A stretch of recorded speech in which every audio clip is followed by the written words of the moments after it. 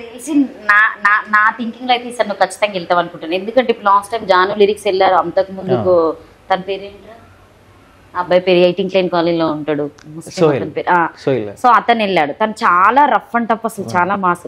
ఎందుకంటే ఇప్పుడు నువ్వు ఒక హీరోగా అన్నావు కాబట్టి నేను ఇది మాట్లాడడం జరుగుతుంది. తను అక్కడికి వెళ్ళేసి వచ్చిన తర్వాత ఒక హీరోగా తీసాడు ఆ అబ్బాయి కూడా. అది హిట్ అనేది సెకండరీ, బట్ ఆయన అనుకున్న గోల్ రీచ్ అయ్యాడు. సో జనాలకి నేను ఇక్కడ కనిపించాలని, సో అదే గోల్ నీకుంది కాబట్టి నువ్వు కూడా అంటే ఆ ప్లాట్ఫామ్ కూడా నీకు యూజ్ అవుతుంది, బెటర్ దేని అనుకుంటున్నాను. ఎందుకంటే యూట్యూబ్ లో 1 మిలియన్ మంది చూస్తే అది మొత్తం మనం ప్రపంచవ్యాప్తంగా చూసేటువంటిది కాబట్టి, అందులో మళ్ళీ నాగార్జున గారు చూసినటువంటి ప్రతి షో అందరూ చూస్తారు. దానివల్ల ఎవరో ఒకరు ప్రొడ్యూసర్ చూడడము, నిన్ను పిలవడము, అసలు లేకపోతే నీకే ఎక్కువ మనీ వస్తే నువ్వే ఒక మంచి సినిమా తీయొచ్చు కదా అని మా ఉద్దేశం. సో బట్ నా రిక్వెస్ట్ అయితే ఖచ్చితంగా మా గోదావరికని ముద్దు బిడ్డనైతే అక్షిత్ని బిగ్ బాస్ 9కి ఖచ్చితంగా పంపండి.